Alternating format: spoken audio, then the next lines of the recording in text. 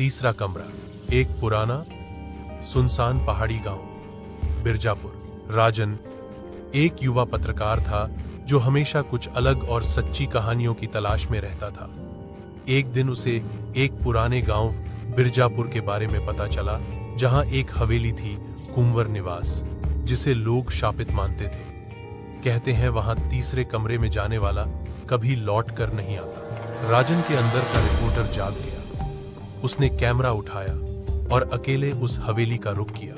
हवेली सच में डरावनी थी, दरारों से भरी दीवारें, झूलते हुए पंखे और दीमकों की आवाजें। लेकिन सबसे दिलचस्प बात यह थी कि हवेली के सारे कमरे खुले थे, सिवाय एक के तीसरा कमरा, जिसके बाहर ताला जड़ा था और लाल रंग से लिखा था, खोलोगे तो खत्म हो जाओगे। राजन मुस्कुराया। डर पत्रकार को नहीं रोक सकता। उसने ताला तोड़ा और दरवाजा खोला। अंदर घुप अंधेरा था और एक अजीब सी ठंड। जैसे ही उसने टॉर्च ऑन की, उसकी रोशनी एक पुराने आईने पर पड़ी। लेकिन हैरानी की बात यह थी कि आईने में वो खुद को नहीं देख रहा था, बल्कि कोई और खड़ा था।